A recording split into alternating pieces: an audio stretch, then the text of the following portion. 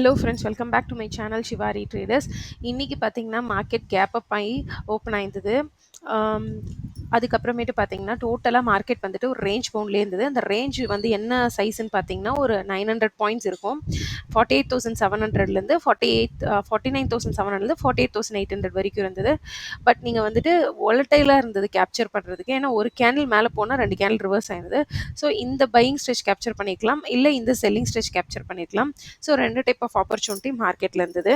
இன்னைக்கு ஏன் மார்க்கெட் சைட்வேஸில் இருந்தது அப்படின்னு கேட்டிங்கன்னா, ஜென்ரலாக மார்க்கெட்டை பொறுத்த வரைக்கும் எப்படி இருக்கும் அப்படின்னு கேட்டிங்கன்னா, ஃபஸ்ட்டு வந்துட்டு மார்க்கெட்டோட ஸ்ட்ரக்சரே எப்படி அப்படின்னு பார்த்தீங்கன்னா, நியூவாக பார்க்குறவங்க தெரிஞ்சுக்கோங்க. ஃபஸ்ட்டு மார்க்கெட் எப்பவுமே ஒரு ஸ்ட்ரெச்லேயே மூவ் ஆகுது. ஓகேங்களா? இப்படி மூவ் ஆகுமான்னு கேட்டிங்கன்னா மூவ் ஆகாது. அப்போ ஈஸியாக இருக்கும் ட்ரேடிங் எல்லாருக்கும். ஃபஸ்ட்டு மார்க்கெட் வந்து ஒரு ஸ்ட்ரெச்சில் பையிங் போகுதோ இல்லை ஒரு ஸ்ட்ரெச்சில் செல்லிங் வந்தாலும் சரி, ஒரு ட்ரெண்டிங் மார்க்கெட் இருக்கும். ட்ரெண்டிங் மார்க்கெட்டுக்கு அப்புறம் மார்க்கெட் வாலடைல் ஆகிடும். ஒரு அன்ஈவன் ரேஞ்சில் வாலடைலாக இருக்கும். அதுக்கப்புறம் ஒரு ரேஞ்ச் மட்டும் வச்சுட்டு சைட்வேஸில் வந்து ஒரு 1 டே ஆர் 2 டேஸ்க்கு இருக்கும். அதுக்கப்புறம் வந்து அகெயின் பிரேக் அவுட் கொடுக்கும், டிரெக்ஷன் டிசைட் பண்ணி upside or downside. திரும்பவும் வாலட்டிலிட்டி கிரியேட் பண்ணும், திரும்பவும் சைட்வேஸ்க்கு போகும். இப்படியே தான் வந்துட்டு மார்க்கெட் சைக்கிள் கண்டினியூ ஆகிட்டு இருக்கும். ஓகேங்களா?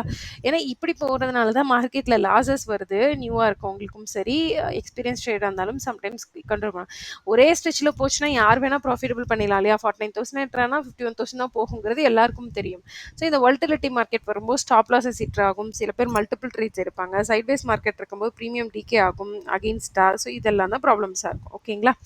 ஸோ நாளைக்கான மார்க்கெட் எப்படி மூவ் ஆகுதுன்னு பார்க்கலாம். ஃபஸ்ட்டு பார்த்தீங்கன்னா, நாளைக்கு க்ளோசிங் ப்ரைஸ் வந்து 49,291 இருக்குது. ஸோ அதை வந்து எல்லோ லைனில் மார்க் பண்ணிக்கலாம். ஸோ 49,291, ஓகே 291, இதை வந்து நான் வந்து ஒரு எல்லோ லைனில் மார்க் பண்ணிக்கிறேன். ஓகேங்களா? இதை டெக்ஸ்ட்டும் பண்ணிக்கலாம் PVC. So PVC is equal to 49,291. ஓகேங்களா? அது போக ப்ரீவியஸ் டே ஹைங்கிறது இன்னைக்கு 49,666 இருக்குது. அதை ஆரஞ்ச் லைன் பண்ணிக்கலாம். அப்புறம் ப்ரீவியஸ் டே லோங்கிறது இன்னைக்கு வந்துட்டு 48,885 இருக்குது. ஓகேங்களா? இப்போ நம்ம என்ன பண்ண போகிறோம் அப்படின்னா, இன்னும் இம்பார்ட்டன்ட் லெவல்ஸ் பார்க்க போகிறோம். இன்னைக்கு மார்க்கெட் வந்து சிபிஆரை வந்து டச் பண்ணவே இல்லை. ஸோ இது வெர்ஜின் சிபிஆராக ஆக்ட் ஆகும். வெர்ஜின் சிபிஆர்னா என்னன்னு தெரியாதவங்க என்னோட எஜுகேஷன் பிளேலிஸ்ட்டில் வெர்ஜின் சிபிஆர் எப்படி ட்ரேட் பண்ணணும்னு போட்டிருக்கேன். ஸோ ஆஸ் ஆஃப் நவ் சிம்பிளாக சொல்கிறேன், இந்த வெர்ஜின் சிபிஆர் வந்துட்டு சப்போர்ட்டாக ஆக்ட் ஆகிறதுக்கான சான்ஸ் இருக்குது. ஓகேங்களா? ஸோ இது வந்துட்டு சப்போர்ட். ஓகேங்களா?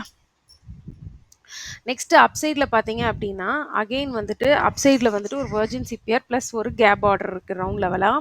ஃபஸ்ட் ரவுண்ட் லெவல் எதுன்னு பார்த்தீங்கன்னா 50,000. ஓகேங்களா? அப்சைடில் ஃபஸ்ட் ரவுண்ட் லெவல் வந்து 50,000 இருக்குது. ஓகேங்களா? இதையும் ஒரு பிளாக் லைனில் வந்துட்டு இம்பார்ட்டன்ட் லைனாக மார்க் பண்ணுறேன். நெக்ஸ்ட்டு ரவுண்ட் லெவல் பார்த்தீங்க அப்படின்னா கேப் ஆர்டர் எங்கே இருக்குன்னா 50,500 இருக்குது. மேலே வெர்ஜின் சிபிஆர் இருக்குது. ஓகேங்களா? இப்படி தான் இருக்குது நாளைக்கான மார்க்கெட். ஸோ இப்போ இதில் நம்ம டுமாரோ சிபிஆரை வந்துட்டு ஆன் பண்ணிடுவோம். அப்புறம் அனலிசிஸை ஸ்டார்ட் பண்ணலாம். ஸோ டுமாரோ சிபிஆர் இந்த இடத்துல இதை க்ளோஸ் பண்ணிக்கிறேன்.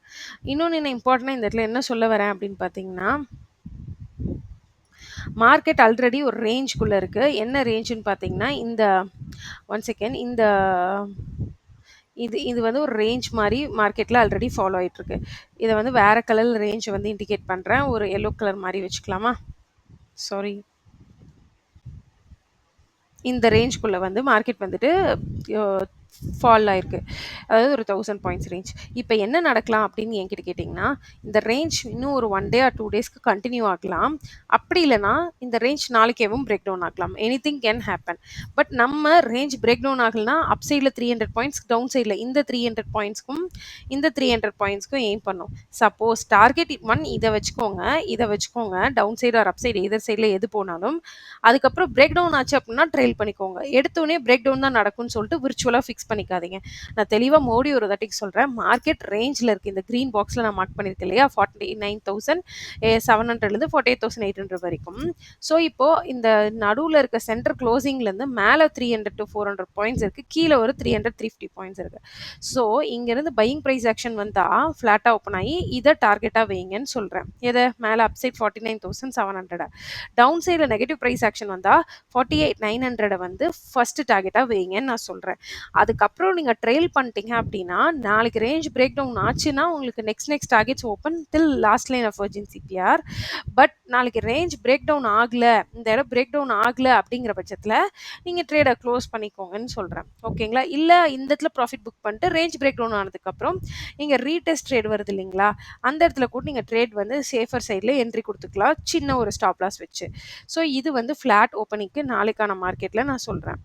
சப்போஸ் மார்க்கெட் இந்த ரேஞ்ச்குள்ள ஓப்பன் ஆகாம கேப் அப், கேப் டவுன் ஆகுது.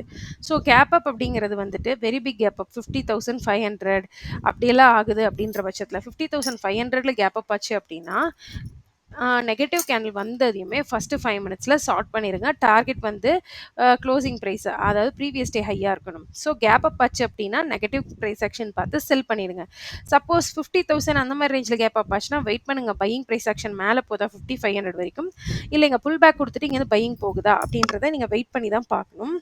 நெக்ஸ்ட் கீழே கேப் டவுன் ஆகுதுன்னு வச்சுக்கோங்களேன். இந்த வர்ஜின் சிபிஆர் நான் மென்ஷன் பண்ணியிருக்கேன் இல்லையா? சப்போஸ் இதில் எனி லைனில் கேப் டவுன் ஆகுது அப்படின்ற பட்சத்தில் வெயிட் பண்ணி buying trade, buying price action, பையிங்னா என்ன, W price action, which means ஒரு செல்லர் வந்துட்டு பையர் போயிட்டு திரும்ப செல்லர் வந்து பையர் போகிற இடத்துல பையிங் ட்ரேட்ஸ் கிடைச்சது அப்படின்னா நீங்கள் பையிங் ட்ரேட் வந்து ஆஃப் பண்ணுங்க. அண்ட் டார்கெட் வந்துட்டு first previous day low and S1 இருக்கணும். ஸோ உங்களுக்கு புரிஞ்சிருக்கும்னு நினைக்கிறேன் என்னென்ன டைப்ஸ்னு. நான் எடுத்தோடனே வந்துட்டு ரேஞ்ச் பிரேக் டவுன் ஆகும்னு நான் உங்களுக்கு கன்ஃபர்மேஷன் கொடுக்கல. நான் சொல்றது என்னன்னா ஃபர்ஸ்ட் ரேஞ்சில் இருக்க டார்கெட்ஸ் அச்சீவ் பண்ணுங்க. ஃபிளாட்டா ஓப்பன் ஆனா அப்படி ரேஞ்சில் இருக்க டார்கெட்ஸ் அச்சீவ் ஆயிடுச்சுன்னா மட்டும் நீங்கள் அடுத்த டார்கெட்ஸ்க்கு வந்துட்டு பிளான் பண்ணுங்கன்னு நான் சொல்கிறேன். எடுத்தோடனே ஹையர் டார்கெட்ஸ் பிளான் பண்ணாதீங்க. ஏன்னா ஒன் மோர் டே கூட மார்க்கெட் ரேஞ்ச்லேயே ஃபாலோ ஆகலாம். ஓகேங்களா? ஸோ இதுதான் நாளைக்கான அனாலிசிஸ். இந்த அனாலிசிஸை வந்துட்டு புரிஞ்சிருப்பீங்கன்னு நினைக்கிறேன். புரியலன்னா இன்னொரு வாட்டி கிளியராக ஸ்டாப் பண்ணி மென்ஷன் பண்ணி பாருங்கள். அதுமாதிரி வந்துட்டு ரிஸ்கிஸ்ட் இன்னுமே ப்ரீமியமில் கொஞ்சம் ஹை ப்ரீமியம்ஸில் தான் இருக்குது அட் த மணி. ஸோ பார்த்து ட்ரேட் பண்ணுங்கள். ரொம்ப மல்டிபிள் ட்ரேட்ஸ் எடுத்து நிறைய லாஸ் பண்ணிடாதீங்க. ஏன்னா கேபிட்டல் ப்ரிசர்வ் பண்ணுறது தான் ஆஸ் அ ட்ரேடராக உங்களோட ஃபர்ஸ்ட் டியூட்டியாக இருக்கணும். ப்ராஃபிட் ஏர்ன் பண்ணுறதுங்கிறதெல்லாம் செகண்ட் தேர்ட் டியூட்டிஸில் தான் வரும். ஸோ நீங்கள் ஒரு நியூபியாக இருக்கீங்க, மார்க்கெட்டில் புதுசாக வந்திருக்கீங்கன்னா கேபிட்டலை ப்ரொடெக்ட் பண்ணுங்கள். இதுதான் நான் உங்களுக்கு கொடுக்குற first instruction for you people. Thank you friends. மோடினோ vlogல பார்க்கலாம். அது வரைக்கும் இந்த வீடியோ பிடிச்சிருக்குன்னா மறக்காமல் லைக் பண்ணுங்கள். வியூஸ் ரொம்ப கம்மியாக போகுது. தயவு செஞ்சு வீடியோஸை ஷேர் பண்ணுங்கள். ப்ளஸ் நம்மளோட சேனலை புதுசாக பார்க்குறீங்கன்னா சப்ஸ்கிரைப் பண்ணிக்கோங்க. Thank you friends. மோடினோ vlogல பார்க்கலாம். தேங்க்யூ தென்.